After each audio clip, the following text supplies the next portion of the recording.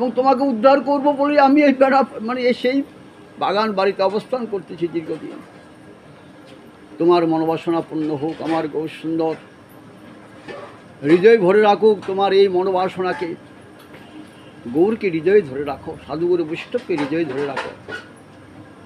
হৃদয় ধরে রাখলে অমঙ্গল, সাধুগুরু বৈষ্ণবকে হৃদয় থেকে ছেড়ে দিলেই ধরে রাখলে মঙ্গল, আর ছেড়ে দিলে অমঙ্গল।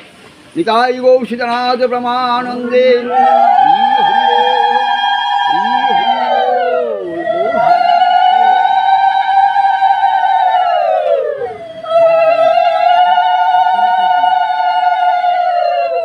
মাঙ্গলিক উলু 2 বার, বিষয় উলু 3 বার, 2 বার দিলেন।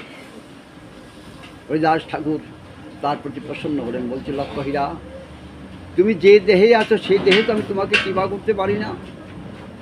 তোমার অর্থবিত্ত দায় কিছু আছে, সকলকে দান করে দিয়ে তুমি আমার এখানে নিঃস্ব হয়ে আছো। নিঃস্ব হয়ে না আসলে ভগবত রাজ্যে প্রবেশ করতে পারবে না। তুমি নিঃস্ব হয়ে দেশ ছাড়িলে দেশ না ছাড়িলে দেশ মিলে না ভাই। আমরা নিবাসনে সে গান শুনেছি, হিংসা দেশ এগুলি ছেড়ে দাও। দেশের কথা বলে নাই, পরমার্থ ওই মায়িক জগৎকে ছেড়ে যে তুমি পরমার্থ জগতে আসো। আসতে গেলে আমার বলতে তত কিছুই আছে। তুমি বিষ্ণু মহারাজ কীর্তন ধরেছেন, দাঁড়ায় গো ঠাকুর আমার জীবন নদীর কূলে, পরাণ ভরে হেরি গো তোমায় সবই কিছু মোর ভুলে। এগুলি ভুলতে গেলে প্রথম বলতে হবে আমার।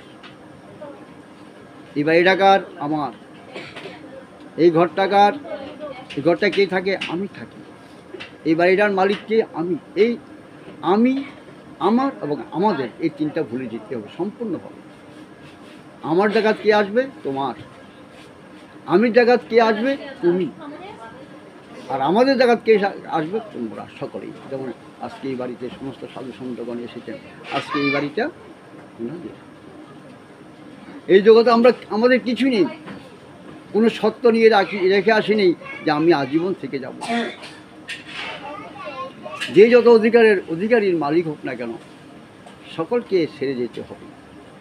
তাই বলছেন, আমার আমি লয় করে দাও তোমার চরণ। তো যাদের এই আমিত্বটা না থাকবে তার এই জগতে মানুষ। আমাদের কোনো দুঃখ নেই, দুঃখে কেন করি? ওই আমার বলি, আমার আমি করি বলেই আমার এই জগতের দুঃখ। এই জগৎ আমার পুত্র আমার নয়। আজকে সকালে কে জানি এখানে এসেছেন, আমার খুব ভালো লেগেছে। আমি ভগবত অর্চন করতেছিলাম, তখন বললেন জানি কলকাতা কোজালি যাইব। কেন যাইতেছে? ওর ছেলেরা কি বলে কার কী কাজ, কোথায় কে যাচ্ছেন। আহা, সময় মতো উনি উপলব্ধি করতে পেরেছেন এই সংসার আমার কেউ নয়। যাকে পুত্র বলি সেই পুত্র আমার নয়। যখন মৃত্যু হবে শ্মশানে নিয়ে যাবে, মুখের মধ্যে অনল ঢুকিয়ে দিবে। যাকে চুমু দিয়েছি, যার মুখের এঁঠো খেয়েছি, নাক দিয়ে যার ঘান নিয়েছি, যে মস্তকে যে দেহের ঘান নিয়েছে, ছেলে মৃত্যুর পরে মুখে অনল দিয়ে দেবেন। কেমন পুত্র? যে মেয়ে বলি সেই মেয়েও একদিন বড় উপযুক্ত হলে সে পরের গৃহে চলে যাবে। যে সহধর্মিণী স্ত্রী যখন বার্ধক্য চলে আসবে, তার প্রতি অঙ্গের হীনতা দেখা দেবে, চক্ষু নাসিকা কর্ণের হীনতা দেখা দেবে, অকর্মণ্য হয়ে যাবে, তখন এই স্ত্রীর কাছেও ফলা সৈন্যকে এক্সাম্পল সুন্দর। চাপাল গোপাল ছিলেন ব্রাহ্মণ, বৈষ্ণব বিদ্বেষী হওয়াতেই ওনার অঙ্গে কুষ্ঠরোগ হয়েছিল, গলিত কুষ্ঠ হয়েছিল। গলিত কুষ্ঠ মানে মাংস পচে ধরে ধরে পড়ে যায়, পোকা সব।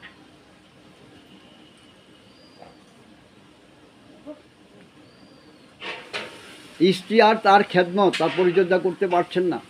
গুরু ঘরে রাখলে শুনেছেন মাছি ওইখানে আকর্ষণ করে না। ঘরে তার প্রচণ্ড মাছ দুর্গন্ধ চারিদিকে ছড়িয়ে থাকে। হ্যাঁ, অত উচ্চ চিকিৎসা ছিল না। এখন যেরকম উচ্চ চিকিৎসা আছেন, তাই তাকে কিছু লোকের দ্বারা ওই গরু ঘরে একটা মাথা তৈরি করে ওখানে রেখে দিয়েছেন।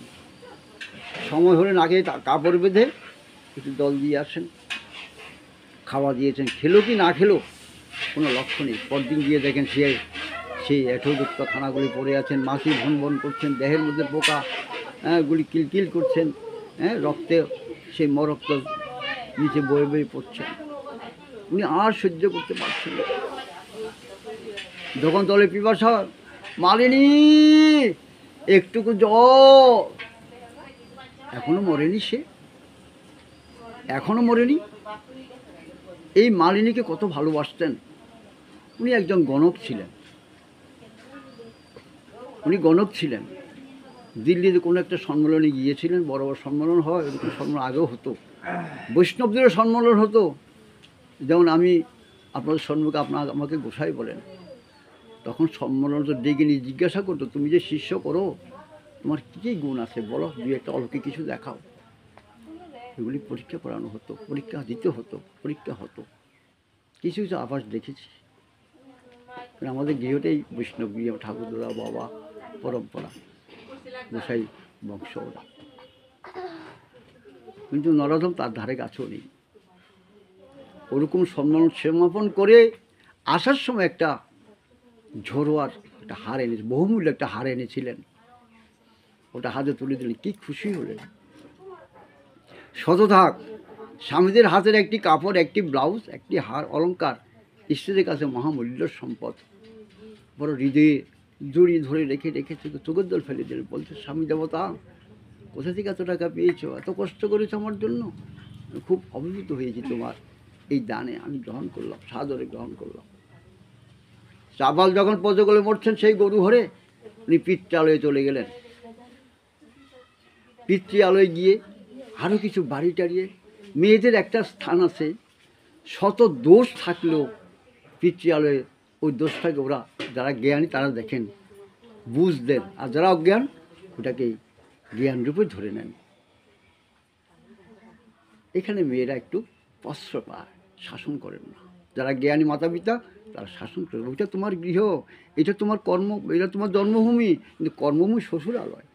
ওই কর্মভূমির গুণে গৃহটা তোমাদের কী হবে, আলোকিত হবে। তোমরা যদি পিতৃালয়ে এসে শ্বশুর শাশুড়ি দেওয়ার ননদের সামনে বদনাম করো, শ্বশুর বাড়ি নামে যদি বদনাম করো, আমাদের অমঙ্গল হবে, আমাদের দোষ জগতে রটবে। এমন অমঙ্গল মা চিন্তা করিও না তুমি, ওটাই তোমার বাড়ি। ওই শ্বশুর তোমার গৃহের গুরু, শাশুড়ি মা ওই সংসারের গুরু, তোমার গুরু। গুরু দুজন, পরমার্থ জগতের একটি গুরু, জাগতিক জগতে একটা গুরু।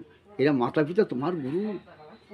মা শ্বশুর শাশুড়ি কোনো বদনাম আমার আলোয় করিও না এসে, তাহলে আমার এই আলোটা কী হবে, এটা পাপ ঢুকবে, অপবিত্রতা ঢুকবে, কলুষতা ঢুকবে। কেন আমাদের গৃহে গিয়ে দুঃখ বলি? ওই মেয়ের কথা শুনি, ছেলের বউকে ভালোবাসে না, ছেলের বউর কথা শুনি না, মেয়ের কথা শুনি, তাই এই দুঃখগুলি এই গৃহে জড়িয়ে থাকে। সাবধান, আপনারা এগুলি শিক্ষা দিবেন, আপনারা বয়োজ্যেষ্ঠ। মেয়ে বিয়ে দিয়ে মেয়েটাকে শেখাতে চেষ্টা করবেন, ওটা তোমার গৃহ। ও গৃহ থেকে তুমি কিছু আনো, জিজ্ঞাসা করে আনবে। মা তো শ্বশুর এবং শাশুড়িকে জিজ্ঞাসা করে আনবে, মা এটা আমি নিয়ে যাই, চুরি করে আনবে না। তো চুরি তোমার শক্তিতে নষ্ট হয়ে যাবে। একটা দুটোকে অভ্যাস হয়ে যাবে, শ্বশুর শাশুড়ি দেখবে ভালো লাগবে, বাহ জামার বাড়িতে খুঁড়ে করে আনছে, আমার উপকার। না না না, উপকারের মহা অপকার, মহা অপকার, মহা পাপ। মেয়েরা প্রতিষ্ঠিত হয় যদি শ্বশুর আলোকে আলোকিত করে। সীতা মাকে বলছিলেন, সীতার যখন বিবাহ হয়ে গেল, পরদিন ওনার ছোটো ভাই, দুই ছোটো ভাই আছেন, তাদের দুটি মেয়েকেও সেই ভরত শত্রুঘ্নের হাতে তুলে দেবেন। লক্ষণ ভরত শত্রুঘ্নের হাতে তুলে দেবেন তিনটা মেয়েকে। তখন তাদেরকে বুঝাচ্ছে, তোমরা তিনজন বোন। মা, কোন তিনজন বোন? বোন তো আমরা এখানে, ওটা তো শ্বশুরালয়। কিছুক্ষণ পর আমরা চলে যাব, তাদের বধূ হয়ে চলে যাব, তোমাদের কন্যা তোমাদের গিয়ে, কিন্তু ওখানে তো বধূ। আমরা কিসের ভোর? আমরা তিনটি বধূ। ওই গৃহকে আলোকিত করা আমাদের কর্তব্য। যখন আলোকিত করালে জিজ্ঞাসা করবে, তোদের পিতার নাম কী রে? তোদের বাড়িটা কোথায়, এমন মাতা পিতা কোথায় পেলি? হা হা হা, ধন্য তোদের মাতা পিতা। দেখুন, শ্বশুর আলোয় গিয়ে মাতা পিতাকে উজ্জ্বল করছেন, ওই বংশটাকে উজ্জ্বল করছেন। মাতা পিতা উজ্জ্বল করতে পারে একটি মেয়ে, দুটি বংশকে, একটা শ্বশুর বংশ, নিজের বংশ। তাই সাবধান, নীতি নিয়ে চলে সংসার দুঃখ থাকে না।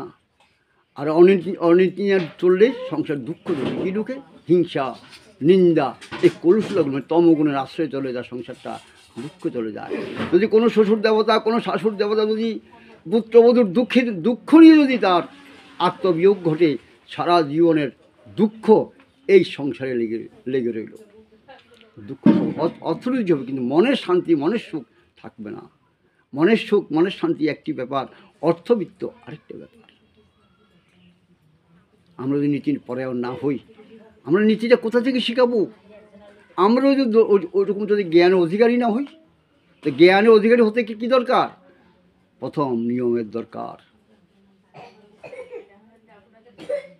নিয়মগুলি মানতে হবে, ধরতে হবে, এবং মেয়েকেও শেখাতে হবে, পুত্রবধূকে শেখাতে হবে, এবং আমাদের মধ্যে সেই গুণগুলি অর্জন রাখতে হবে। অর্জন না করলে খরচ করবো কোথায় কিছু? তখন সেই জনক রাজার স্ত্রী নিজের কথাগুলি ভুলে গেলেন, লজ্জিত হয়ে গেলেন মেয়ের কাছে, সীতার কাছে, যে আমরা এখানে 3টি বধূ, আমরা ভুল নয়। আমাদের কর্তব্য ওই গৃহটাকে আলোকিত করা এবং তোমাদের সুনাম যশকে আরও বর্ধিত করা, যেন ছত্র ছায় আমরা থাকতে পারি এই পুণ্য আত্মা নিয়ে। পুণ্য ছত্র নিয়ে যেন তার নিচে আমরা আত্মা বলে বসবাস করতে পারি। শিক্ষা। এই হরিদাস ঠাকুর বলছেন, তোর জন্য আমি এখানে বসে আছি, সব দান করে আস, নিঃস্ব হয়ে আস। আমরা সকলেই জগতে নিঃস্ব, আমার করি বলে আমরা বাধায় পড়ি না। আমরা যদি গোবিন্দের সঙ্গে নিজেকে সব অর্পণ করিতে পারি, কি অর্পণ? মানস দেহ গেহ যো কিছু মোর, তুয়া পদে ওর পিনু নন্দ কিশোর। আমার যাই কিছু আছে, আমার মন প্রাণ এ দেহ যাই ইচ্ছে চত্রণ অর্পণ করলাম নন্দ কিশোর। আমার বলতে কোনো কিছু নেই, আমি তোমার হরিলাম, দাস হয়ে গেলাম। এখন তোমার সমস্ত ডিউটি তোমার, ভালো চলো আর খারাপভাবে চালাও, সব ডিউটি তোমার। তখন আমার দুটি হাত খালি থাকে, মস্তক খালি হয়ে যায়। সকলের সুখ, পয়সা লাগে না, আমার আপনার প্রত্যেকের সকলের সুখ। হে প্রভু, সকালে ঘুম থেকে উঠতেই, হে গোবিন্দ, তোমার চরণে এই সংসার রাখলাম, পুত্র পরিজন রাখলাম, এই দেহ গেহ রাখলাম, সব তোমার। আমি শুধু একমাত্র কর্ম করার অধিকার, যেন আজ্ঞা পালন করতে পারি, সে অধিকার, সেই শক্তি অর্পণ করো। মনটাকে সুন্দর সহজ সরল করে দাও, আর যেন তোমার নামকে ধরে রাখতে পারি, তোমার শ্রী পাদপদ্মকে ধরে রাখতে, শ্রীমৎ পাদপদ্ম ধরে রাখলেই লাভ, শ্রী পাদপদ্ম ধরে রাখলেই লাভ। আবার রাত্রে ঘুমানোর সময় যা করেছি সব তোমার, তুমি করিয়েছো তাই আমি করেছি, পাপ পুণ্য তোমার, যাই কিছু আছে, আমি যেন প্রাণ ভরে একটু নিশ্চিন্তে ঘুমাতে পারি, কৃপাটা আমাকে করে দাও। আজ তোমার নামকে না ভুলি। আপনারা 1 সপ্তাহ করুন, একটি সপ্তাহ স্মরণ করে মনে রেখে একটি সপ্তাহ পালন করে দেখবেন, পরদিন থেকে আপনার দেহটা অনেক পাতলা হয়ে গেছে, ঘুম হবে, প্রেশার চলে যাবে, ঘুম হবে, শান্তি লাভ করবেন। আর ভগবানের সংসার কার হয়ে যায়? ভগবানের সংসার হয়ে যায়। কৃষ্ণের সংসার করো, ছাড়িও না চার। আমরা এই সংসারে নাচতে নাচতে আসিনি, নিশ্চয় কোনো সুকৃতি ছিল, যোগ্যতা ছিল বলে 84 লক্ষ জনম ভ্রমণ করি আশ্রম, ভালোই দুর্লভ দেহ পাইয়া, মহতের কথা বলিও না, মহতের দায় দিয়া, ভক্তিপথে না চলিয়া, জীবন যায় অকারণে বহিয়া। 84 লক্ষ জনম ভ্রমণ করেছি, অনেক আশীর্বাদের ফলে, অনেক পুণ্যের ফলে দুর্লভ মনুষ্য জীবন পেয়েছি।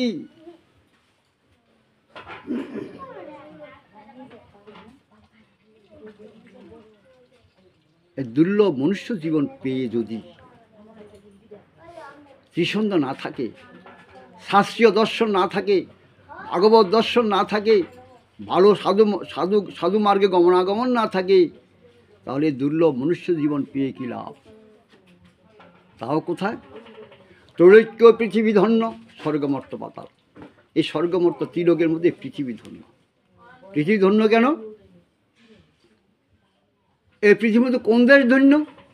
ভারত ভূমি, যে ভারতবর্ষ আমরা জন্মগ্রহণ করেছি। এই ভারত ভূমিতে 24 জন অবতারের প্রকাশ। কৃষ্ণ বলুন, জগন্নাথ বলুন, গৌরসুন্দর বলুন, রাম বলুন, পরশুরাম বলুন, বেদব্যাস বলুন, সব ভারতবর্ষেই প্রকটিত। ওই দেশে আমরা জন্মগ্রহণ করেছি। তো ভারতবর্ষ ধন্য কেন হলো? এখানে বৃন্দাবন ভূমি আছেন বলে। এ বৃন্দাবন ভূমি কেন ধন্য হলো? সমস্ত সখীরা, রাখাল বালকেরা আছেন বলে। ভগবত নিষ্ঠ তারা ভগবানের কে প্রেম দিতে পারেন, আনন্দ দান করতে পারেন। তাহলে এই সমস্ত সখা সখীগণ কেন ধন্য হলেন? আর রাধারানী আছেন বলে। সেই দেশে আমাদের কী গুণ আছে বলুন? আমরা পরে দাসত্ব স্বীকার করতেছি। কী খাই? বিড়ি খাই। কার কাছে? মায়ের কাছে আবদ্ধ হয়ে গেলাম। পান খাই। কার কাছে আবদ্ধ হলাম? তাও মায়ের কাছে আবদ্ধ হলাম। নেশা করি, তো কার কাছে আবদ্ধ হলাম? মায়ের কাছে আবদ্ধ। কিন্তু ভগবানের কাছে কিসে আবদ্ধ হলাম? দেখেন আপনারা ভগবানের কাছে কিসে আবদ্ধ হলেন? কিসে হলেন আবদ্ধ? হরিনাম সংকীর্তন এগুলি করি, উন্নতি দেখি না, কোনো উন্নতি নাই তো। কেন নাই? অপরাধে হত মম চিত্ত মৌরে বজ্র সম। অপরাধ করতে করতে আমাদের দেহটা বজ্রের মতন হয়ে গেছে। বজ্র পিটালেও ভাঙে না, বজ্র পিটালেও ভাঙে না। এত কাটলে কাটা যাবে, ছেড়ে দিয়ে। এখন তো অনেক টেকনোলজি চলে এসেছে জগতে, তাকে ভাঙা যাবে না। আমাদের চিত্তটা ওরকম বজ্রসম হয়ে গিয়েছে। এই দেশে জন্মগ্রহণ করে যদি 84 লক্ষ জনম, যদি যেমন কত কঠিন জীবন। ভোগদেহ, আগে শুকর ভোগদেহ পেয়েছেন, গোমাতা ভোগদেহ পেয়েছেন। কোথায় ঘুমান? উনার প্রস্রাবের উপরে, উনার পায়খানার উপরে উনি ঘুমান। আমরা পূজা করি ওনাকে। একটা শুয়োর কি খান? বিষ থেকে যা জীবন নির্বাহ করেন। এক এক প্রাণী একটা ভোগ্যবস্তু খেয়ে খেয়ে জীবিকা, তাদের ক্ষুধা নিবৃত্তি করে। এই দিনগুলি তো আমরা কাটিয়ে এসেছি। অহেতুক শক্তিতে ফলে এই মনুষ্য জীবনটা আমরা পেয়েছি। এই মনুষ্য জীবন পেয়ে যদি ভগবানের কাছে না লাগাই, তাহলে দুঃখের কথা কাকে বলবো? একটা বৃক্ষ হয়ে দাঁড়িয়ে থাকে হাজার হাজার বৎসর, একটা বড় বৃক্ষ হাজার হাজার বছর রাস্তার পাশে দাঁড়িয়ে থাকে। পাহাড়ের উচ্চ শিখরে একটা বৃক্ষ হাজার হাজার বৎসর দাঁড়িয়ে থাকে, তাকে কেউ সাধন করে না। ওরকম দেহ তো আমরাও লাভ করেছি। একটা হস্তি কতটা আর কঠোর পরিশ্রম, নির্মম পরিশ্রম। 2000 2,500 বৎসর বা অনেক বছর তার বেঁচে থাকার অধিকার সে লাভ করেছে, মরে না। তাহলে প্রতিটি দেহ ভোগের দেহ, ভোগের দেহ পাওয়ার পরেও আবার রোগ শোক, কত কষ্টে জীবনটা অতিবাহিত হয়। এবং তারপরে আঘাতটা যে ঘাতক তাকে মারা হয়, তা কত দুর্ভাগ্যজনক। একবার বিচার করুন। এগুলি পাপ হয় না? এগুলি অপরাধ হয় না? জিহ্বা লালসা আমাদেরকে মেরে মেরে খাই, এগুলি অপরাধ আছে। এই 84 লক্ষ জন্মের মধ্যে 28 লক্ষ হলো ডিম্বজয়, মানে ডিম থেকে প্রকটিত হয়।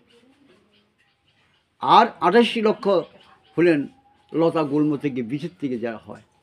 আর 88 লক্ষ জরায়ু থেকে, জঠর থেকে যে প্রকটিত আমরা গোমাতা, ছাগল, কুকুর, ভেড়া, বিড়াল। এই 84 লক্ষ জন্মের মধ্যে শুধু একটা জাতির সর্বোৎকৃষ্ট জাতি ছিল মানুষ, তার হুঁশ আছে। আর কোনো প্রাণীর হুঁশ নাই।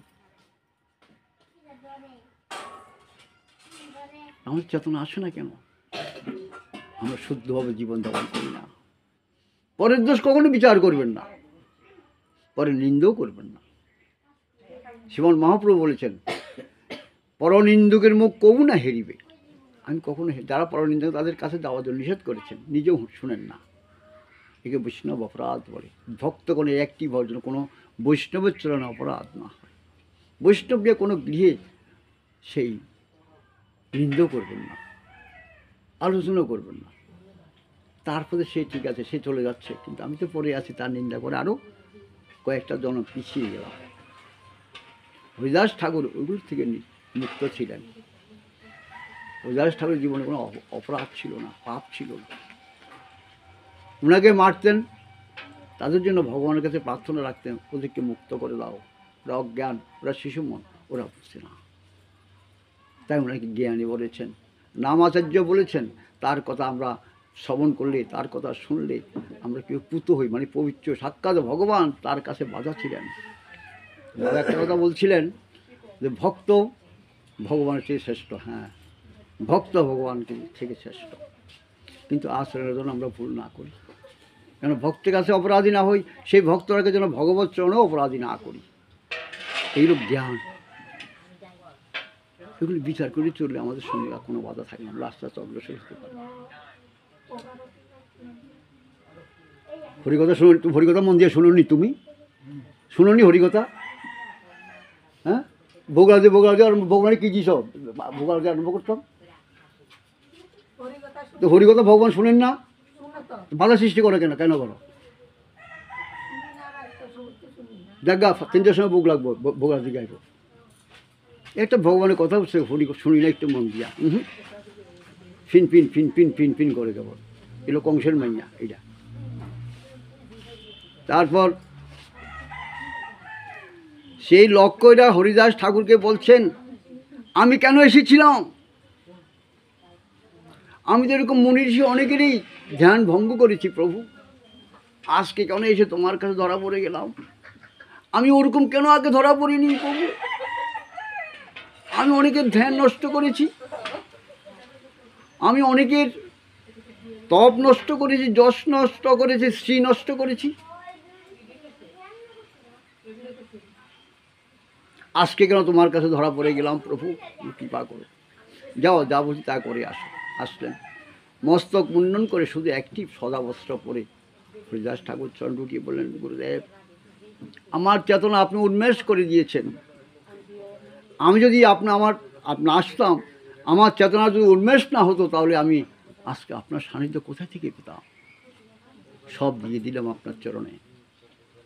মানস দেহ গেহ যো কিছু মোর, তুয়া পদে অর্পিন নন্দ কিশোর। আমাকে আত্মসাৎ করুন গুরুদেব, আমাকে আত্মসাৎ করুন। তখন বলছেন, স্নান করে চোখে আমি পবিত্র হয়েছি। ওনাকে নাম দিয়ে দিলেন, নাম শুনে নামের মহিমা আদি জানিয়ে দিলেন, তত্ত্ব জানিয়ে দিলেন। ওনার হরিদাস ঠাকুর যে আদেশ ছিল ওনাকে দিয়ে, তুমি এই একটা তুলসী বৃক্ষ রোপণ করলে, এখানে বসে বসে তুমি হরি নাম করবে, ডেলি 2 লক্ষ হরি নাম করবে, তার কোনো কামনা বাসনা হৃদয়ে স্থান পাবে না। ভক্তগণ তোমার এখানে এনে দিলে যাই পাবে তাই রন্ধন করে গোবিন্দ নিবেদন করে তুলসীর পত্র দিয়ে গ্রহণ করবে।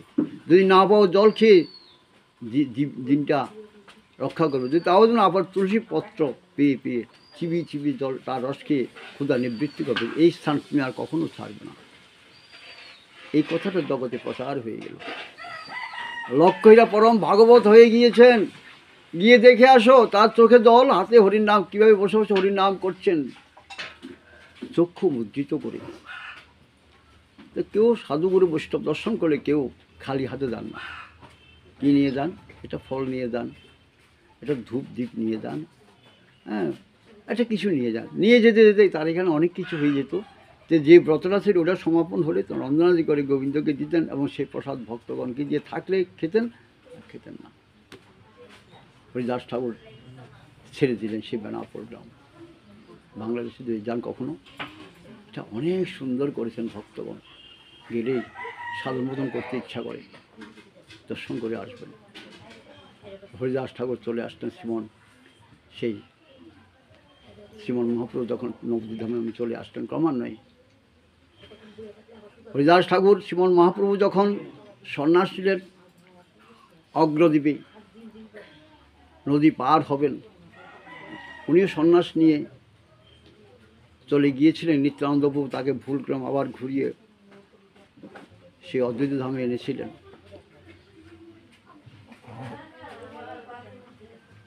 না, গৃহত্যাগ করবেন, গঙ্গা পার হয়ে যাবেন। হরিদাস ঠাকুর এখানে ছিলেন, কিন্তু হরিদাস ঠাকুর কথা মনে নাই। নিত্যানন্দ প্রভু ভুলিয়ে আবার নিয়ে আসবে। বলছেন, আমি জানি গুরুদেব প্রভু, তুমি আমাকে একা ছেড়ে যাবে না। সংসার সমুদ্র থেকে তুমি আমাকে মুক্ত করে যখন এনেছো, পরে ক্রিয়াগুলি তুমি আমার সমাধা করে নেবে। তাই তুমি আবার পুনরায় ফিরে এসেছো আমাকে আদেশ করার জন্য। কি আদেশ করলেন? তুমি নীলাচলে চলে যাও। আমিও আসতেছি। হ্যাঁ, ঠিক আছে বাবু। নীলাচলে চলে গেলেন। নীলাচলে গিয়ে ও কোথায় উঠবেন? উনি তো রাস্তা মারেন না। পবিত্র ভক্তগণ পুরীধাম মন্দির, জগন্নাথ মন্দিরে যাবেন, ওনার ছায়াদে পারান। উনি তো নিকৃষ্ট কুলে তার প্রতিপালিত, মুসলিম গৃহে প্রতিপালিত। তাই নিজেকে সবসময় অপবিত্র বলে মনে করতেন এবং কীর্তিচ্ছ খারাপ বলে, নিকৃষ্ট বলে মনে করতেন। উনি রাস্তা বাড়াতেন না। আগে ওই সময় জাতিগত একটা বিদ্বেষ বেশি ছিল। ব্রাহ্মণগণ শূদ্রের ছায়া পাড়াতেন না, ছায়া পাড়ালেই স্নান করা হতো। শ্রীমন মহাপ্রভু এসে এটাকে সমাধা করে নিয়ে চলে গেলেন। আজকে আমরা প্রাণ ভরে রাস্তা হরি নাম করতে পারি, কীর্তন করতে পারি, আনন্দ করতে পারি, গলায় মালা দিতে পারি, কপালে তিলক দিতে পারি। চলে গেলেন। এখন হরিদাস থাকবেন কোথায়? কাশী মিশ্রের, যিনি প্রতাপ রুদ্রের সংসদের একজন প্রতিনিধি ছিলেন, ধর্মগুরুই ছিলেন, ওনার বাগান বাড়িতে ওটাকে একটা ঘর করে দেওয়া হলো। যে বলছেন, তুমি এখান থেকে মন্দির দর্শন, মন্দির দর্শন করো। প্রভু আমি অববিত্র, আমি এখান থেকে মন্দির দর্শন করবো। চূড়া দেখা যায়। 3 লক্ষ হরি নাম করতেন, আর সকালে দুপুরে সন্ধ্যায় জগন্নাথ দর্শন করতেন। সেই প্রতিকৃতি মাঝে রেখে উনি মনে মনে সেই পরিক্রমা মাঝিগুলি সব সমাধা করতেন। তুলসী পরিক্রমা অবশ্যই দরকার। আমরা তুলসী পরিক্রমা করি না। জানি কানি চ পাপানি ব্রহ্মহত্যানি তানি চ তানি তানি মম পরিশুন্তি পদক্ষিণা পদে পদে। জানা অজানা সমস্ত প্রতিটি পদক্ষেপ ভূষীভূত হয়ে যায়। তাই ভক্তগণ 3 বার 4 বার তুলসী পরিক্রমা করেন। মহাপ্রভু শতবার তুলসী পরিক্রমা করতেন। শতবার, 1 বার 2 বার, শতবার তুলসী পরিক্রমা করতেন। তুলসী পরিক্রমা এমনই গুণ। যাও, ওনার এইভাবে চলল। অনেক সময় হরি নাম করতে করতে ভোরে বসতেন। নাম করতে করতে ওনার এই দেহের প্রতি তার কোনো লক্ষ্য ছিল না। সূর্যের তেজের বিকিরণে কিন্তু দেহ থেকে ঘাম বাইর হয়ে মাটি ভিজে যেত। মহাপ্রভু দেখলেন, আহা, আমার ভক্তের কত কষ্ট হচ্ছে। একদিন মহাপ্রভুকে যখন স্নান করতে সেই ইয়াতে আপনার স্নানে যাবেন, গঙ্গা স্নানে যাবেন, তখন দন্ত কাষ্ঠ পরিষাগণ পুরোহিতগণ প্রভুর হাতে তুলে দিতেন। দন্ত মাদন করতে যেতেন, ওটা ফেলে আবার চলে আসতেন। ওই দিন আর উনি আর গঙ্গা স্থানে যান নাই। এই হরিদাস ঠাকুর যেখানে বসে বসে ধ্যান করতেছে বা হরিনাম করতেছেন, তার গায়ের ঘাম চারিদিকে ছড়িয়ে পড়তেছে। তার সম্মুখে একটা ঐশী দন্ত কাষ্ঠকে রোপণ করে বকুল বৃক্ষের নিশ্চয় দেখেছেন, ছোটো ছোটো ফুল, বড় ঘ্রাণের ফুল, মালা গাছতে বড়, অনেকদিন থাকে না, এবং খুব সুস্যান্ট বাইর হয়। তুমি প্রকটেও আমার ভক্তকে তুমি ছায়া দ্বারা এই সূর্যের কিরণ নিস্তেজ করে দাও। আস্তে আস্তে ক্রমান্বয়ে উনি বড় হলেন, পত্র পুষ্পদা সুশোভিত হয়ে ওনাকে ছায়া দিতে আরম্ভ করলেন। এখন কেউ যদি পুরীধামে যেতে থাকেন, সেই বটবৃক্ষ বকুল বৃক্ষটা দর্শন করে আসবেন। ভিতরে কাঠ নেই, তার শাখা প্রশাখাগুলি অনেক দূর বিস্তৃত, সেই মূলগুলিও অনেক দূর বিস্তৃত, ভিতরে কাঠ নেই। জানি না উনি কীভাবে দাঁড়িয়ে আছেন। দেখুন, সে ভক্তকে ভগবান কতভাবে রক্ষা করেন। তাই বলছেন, মদ ভক্ত পূজাদীক্ষ। আমার ভক্তকে যারা পূজা করবেন, আমি দুঃখিত নই। আমাকে ত্যাগ করে ভক্তের পূজা করলেও আমি সন্তুষ্ট হই। তাই বলছেন মদ ভক্ত পূজাদীক্ষ। তো মদ ভক্ত পূজাদীক্ষ উনি বলছেন, কিন্তু আমাদের তারতম্য আছে। হ্যাঁ, সাধুসঙ্গ সর্বশাস্ত্রে কয়, লমাত্র সাধুসঙ্গ সর্বসিদ্ধিও। হ্যাঁ, তখনই হবে যদি মার্জনে ভজন সাধুসঙ্গে অনুক্ষণ অজ্ঞান অবিদ্যা পরাজয়। আমার ভজন মার্জনা ভগবত, আমার ভজনা মার্জন কীভাবে হবে? আমি যদি সাধুসঙ্গ করি, সাধুসঙ্গ করলেই আমার ভজন একরকম, আরেকজনের ভজন এক পন্থা আরেক রকম, দেখে এটাকে পরিমার্জিত করে নিতে হয়। তাহলে নিজের ভজনটা কী হয়? মার্জিত হয়ে যায়, আর কোথাও গিয়ে ধরা পড়ি না। সে হরিদাস ঠাকুর সময় আসলো। একদিন প্রভু স্নান করার সময় তাকে দর্শন দিয়ে গিয়ে বলছেন, প্রভু তোমার কাছে আমার একটি কথা আছে, বড় গোপন কথা, বড় তত্ত্ব কথা। কি? আমি জানি তুমি চলে যাবে, তুমি যদি এই ধরাধাম ত্যাগ করে চলে যাও, এই নরাধামের গতি কি হবে? একটা কুল করে যাও। আর একটা মনে বাসনা ছিল, বলো। হৃদয় হরিব তোমার ওই চাঁদবদন, নয়নে হেরিব তোমার ওই চাঁদবদন, জানি হৃদয়ে ধরিব তোমার আতুল চরণ। এইভাবে যেন আমার হয় প্রাণ নিষ্ক্রমণ। তোমার যে দুটি নয়ন পদ্ম দর্শন করতে করতেই তোমার পদপদ্মের আভাস পেয়ে শ্রীকৃষ্ণ চৈতন্য নাম উচ্চারণ করে যেন আমার প্রাণটা যায়। শুধু অতটুকুই তোমার প্রার্থনা, তোমার কাছে আমার প্রার্থনা।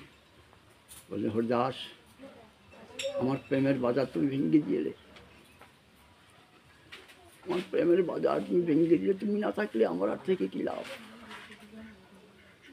ভক্ত ভগবানের অনেক কথা হলো।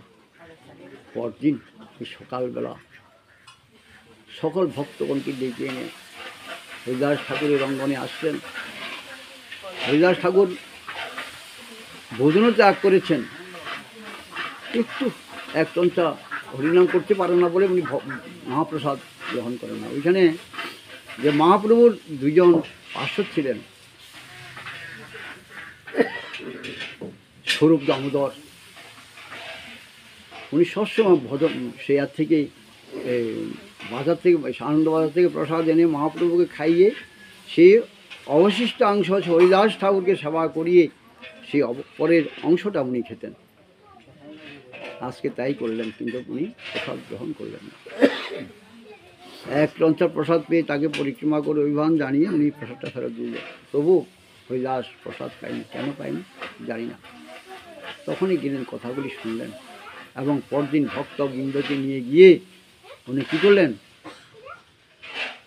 সকল বৈষ্ণবের আশীর্বাদ পুষ্ট করে তাহার যখন দেহের প্রাণ চলে গেল, তখন নিজে কুলি কুলি নিয়ে গঙ্গাতে নামিয়ে ওইখানে বালুকা রাশির দ্বারা সমাধি করলেন। সমাধি করেই সদ্য ওনার দিবসী যাতন করলেন, অন্ন আদি ভিক্ষা করে, অন্ন ভিক্ষা করে এনে ওইখানে আমাদের যে হরিদাস ঠাকুর সমাধি ভিক্ষা, সেখানে আমাদের একটা আশ্রম আছে, ওইখানে অখণ্ড হরি নাম সংকীর্তন হয়।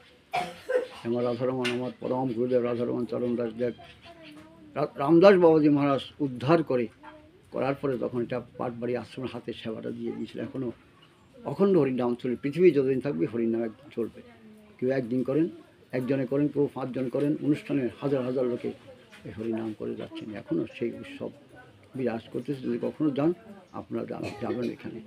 আজকে সেই পরম মহাত্মা, পরম ভক্তের জীবনী প্রসঙ্গ টেনে যৎকিঞ্চিত যতটুকু পেরেছি, যতটুকু জানি, ভুল ত্রুটি অনেক থাকবে, ক্ষমা করে দেবেন। অনেক ভুল ত্রুটি থাকবে, ক্ষমা করে দেবেন। এই বলে এখানে সে ভাগবতের বিশ্রাম দিচ্ছি। বাঞ্ছা কল্পতরুবশ্য কিবা সিন্ধুভ্যেয়চ পতিতানাং পাবনেভ্যো বৈষ্ণবেভ্যৈ নমো নমঃ, সজ্জনেভ্যৈ নমো নমঃ, মাতৃপিতৃগণেভ্যৈ নমো।